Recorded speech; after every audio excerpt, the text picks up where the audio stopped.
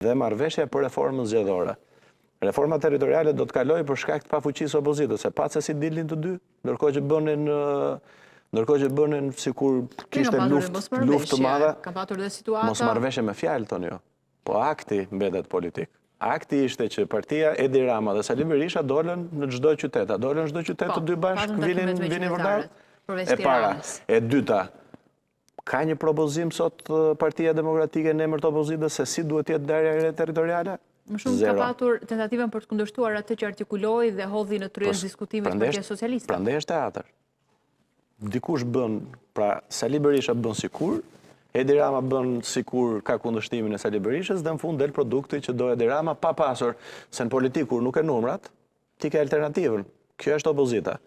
Alternativa e Partisë Demokratike sot për reformën territoriale, që qytetarët thonë që dakord Edi Rama po kërkon të çojë me 40 bashki apo 45 bashki. Por Partia Demokratike do këtë ndarje, do këtë kompetenca për bashkitë. Po, t'i vërë përballë një plan tjetër. T'i vërë përballë një plan tjetër që qytetarët të kenë mundësinë që të dëgjojnë alternativën dhe në fund vendosin me votë.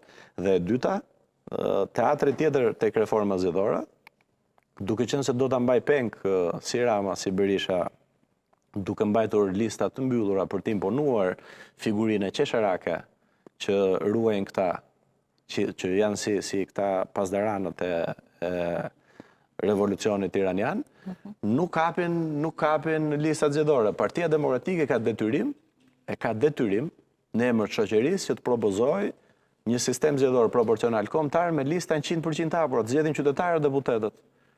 Çfarë zgjedhin qytetarët sot? Prandaj kërkohet që e kanë përmbledhur në një tokë fjalësh Shqipëri e re. Sot qytetarët nuk zgjedhin asgjë. As kryetarët e partive, as deputetët, as ministrat, as institucion. Hajde se deri aty i zgjedhin me këtë ndarjen e re, por kryetarët e bashkive ka një gardë drejt për drejt që mund të quhet një gjysmë zgjedhje. Pra pse nuk e bën sot propozimin për lista 100% hapura? Prandaj po them, se janë fokusuar tek territoriale, se kemi dhe sansën e fundit penale. Kjo nuk është se i ke duar të zëna, ke një dorë këtu dhe je i ngarkuar, nuk bën dot me këtë tjetrën. Ato janë dy komisionet cilat janë të ndara nga njëri tjetri, nga ana tjetër mjafton qëndrimi publik. Dërgoje me dokument në parlament propozimin për lista 100% hapura për proporcional kombëtar, që qytetarët zgjedhin ata që duan, nga ana tjetër që votat jetë barabartë në gjithë territorin dhe të japësh mundësi për demokraci në këtë vend. Ai do të çrendonte pastaj edhe qytetarët duke ndryshuar gjithkohës çdo palëzgjedhje, kodin zgjedhor apo duke ndryshuar, mund të themi detaje të vogla prapë. Shikoj, është një prej propozimeve në fakt edhe të protestuesve, hapja e listave dhe një sistem ku qytetarët të zgjedhin. Është tek 5 kërkesat që kanë bërë, apo jo? Pra është kërkesë e qartë, por nga ana tjetër është e domosdoshme për shoqërinë shqiptare, sepse ky sistem nga marrëveshja e parë e 2008-s Rama Berisha ka sjell vetëm, po themi, uzurpimin e gjithë institucioneve dhe e ka mbytur demokracinë në Shqipëri. Pra është një sistem zgjedhor që i shërben vetëm 2 personave. Por nuk ka.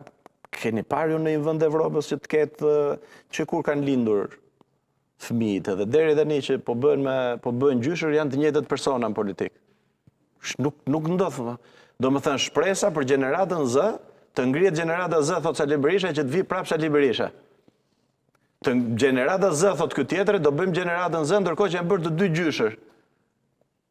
Pa përnim se nuk është e tmerrshme, nuk ndodh vetëm në vende diktatoriale, në vende që janë të prapambetura, në vende që nuk di se në cilin vit jetojnë. Si mundet që Shqipëria sot të pranojë që të imponohen 2 persona? Pra, hajde një rrotull, shpenzoni energji, shpenzoni shkollim, mund, financa, gjithçka që ti marrë jo njëri o tjetër dhe këta të ndajnë prapë njëri tjetrën. Për dhe Partia Socialiste dhe Demokratike me kërkesat më themi koherente nga dita e parë deri sot të protestuesve, Rama Burg, Berisha Burg, që duket sikur nuk po e përfaqësojnë më apo nuk e përqafojnë më këtë klasë politike, duket se partitë e vogla dhe të reja janë në protest edhe po bën njësh me protestuesit. A është një moment i mirë jo për të shfrytzuar, por për të kuptuar çfarë duan qytetarët protestuesit, breziri që po proteston, për të qenë një katapultim shumë i mirë politik dhe për më vonë dhe për cilë politik të re? Shko pa diskutim që ky është një moment i rëndësishëm për Shqipërinë, dhe një prej momenteve që, po themi, e glorifikon edhe mundësinë e popullit shqiptar. Pra nëse deri sot thuaj që është një popull që nuk ngrihet, që nuk reagon, që kënaqet me pak, që e kanë mbytur Edi Rama në parlament, thoshte madje që rritini të ngrihet, po populli rri me kokën ulur, po ta mbani mend disa vite më përpara. Pra, ishte ngritur një lloj perceptimi që qytetarët nuk reagojnë. Në fakt, protesta erozonte dhe po tregon që ne jemi një shoqëri perëndimore, një shoqëri që vlerëson demokracinë dhe që nuk i nështrohet shtypjes që tentojnë të imponojnë, po themi, autokratët. Dhe në këtë kuptim, pa diskutim që do të bënte rrëzimin e Ramës, do të përshpejtonte, do të bënte më të shpejt dorëheqja e Sali Berishës, sepse Partia Demokratike është një parti që ka një elektorat të konsoliduar prej 35 vitesh, dhe çdo fragmentarizim i opozitës i shkon në favor Edi Ramës, prandaj Edi Rama do Sali Berishën aty, por pa diskutim që është një moment i cili duhet të shërbej për të krijuar një mundësi të re, dhe nuk e di nëse do të prodhoj mëtej një ndryshim të gjithë klasës politike, por me këtë rezistencë unë besoj që do t'ja dalin.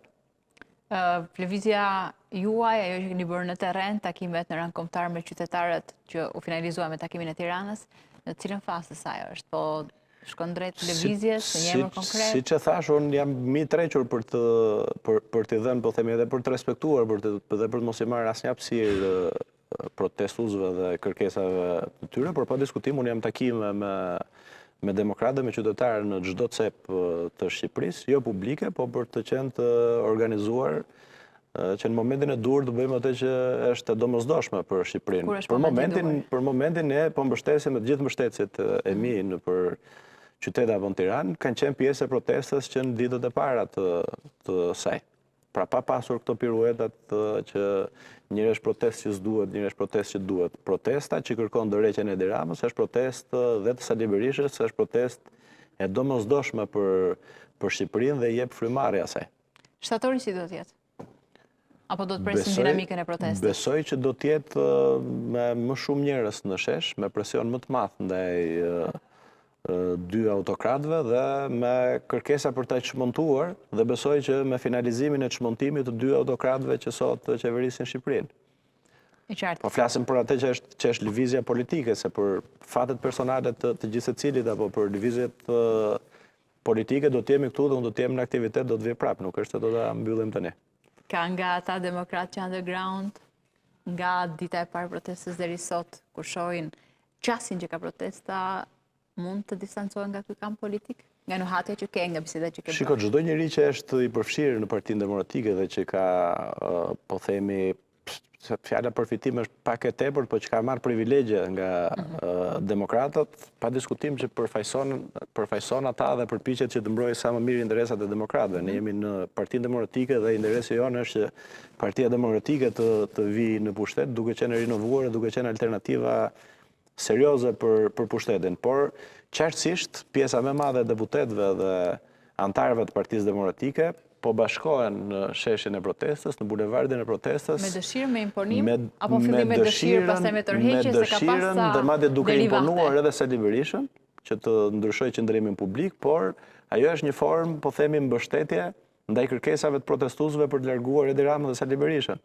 Pra kushdo që nuk ka një zë publik për të thënë, apo dhe deputet që nuk kanë guximin e dur për të thënë që duhet largohet Sali Berisha me fjalë, e thonë me pjesëmarrjen në shesh, sepse sheshi, po prandaj nuk e kanë guximin edhe kur janë për të thënë, se ndryshe do kishin dalë në publik, do thoshin që duhet atë që thonë për tavolina, do e kishin thënë edhe në publik. Po keni të parë ju në një pyesni, po keni dëgjuar në një që nuk e thotë që duhet largohet se po na merr frymën dhe po i merr frymën Partisë Demokratike dhe Shqipërisë. Nuk ka diskutim. Nga ana tjetër jemi në një situatë tjetër ku Edi Rama ka propozuar një dokument të ri. Nëse do të pyesja për Besën, tani fund se kishim me Merak që në kryet bisedës. Po sepse shiko, e para njëherë është para politike. Pra Besa ka qenë një institucion i shenjtë i kanunit Lek Dukagjinit në kushtet kur institucionet shtetërore ishin thuajse inekzistente, pra nuk funksiononin. Dhe të sjellësh, ku diun, disa shekuj më pas, një institucion i cili funksionon, po themi, në marrëdhëniet njerëzore, por jo në politik, kjo është një regres edhe një degradim. Së dyti, nëse e marrim atë besën si fjalë dhënë, se ka qenë disa element kur jepej besa, jepej për fjalën, jepej për gjakmarrjen, e kështu me radhë, jepej për pritjen ndaj mikut. Në këtë situatë Edi Rama është treguar i pa besë duke mos e respektuar kontratën me qytetarët. Pra i ka premtuar diçka, ju ka bërë komplet të kundërtën. Dhe në kushtet e sotme, gjithçka matet me programin elektoral, çfarë ju premtojnë qytetarëve dhe sa i mban premtimet. Edi Rama për shembull ka premtuar që TVSH-ja për energjinë elektrike do jetë 6%, duke ulur energjia, është rritur. Ka premtuar që do të ketë shëndetësi falas, nuk e ka mbajtur. Ka premtuar që do të ketë legalizimin 100% falas, nuk e ka mbajtur. Ka premtuar që do të ketë rritje ekonomike, nuk e ka mbajtur. Ka premtuar që do të ketë prosperitet, ka shpopullim. Ka premtuar që do të ketë demokraci, ka autokraci. Pra, e ka rrëzuar në të gjithë elementet e saj, në mënyrë figurative besën po tjetë se marrin fjalën e tij si fjalë dhënë, po nga ana tjetër nuk ka respektuar kontratën. Pra, Shqipëria sotme duhet të jetë në kushtet e një demokracie perëndimore ku jepen premtimet dhe në fund të mandatit gjykohesh me mbajtjen ose jo të premtimeve, jo me fjalë, ku diun që janë edhe arkaike. Të dhash besën, më dhe besën, por nuk e mbajtë besën, çfarë do bëjmë? Do vritemi.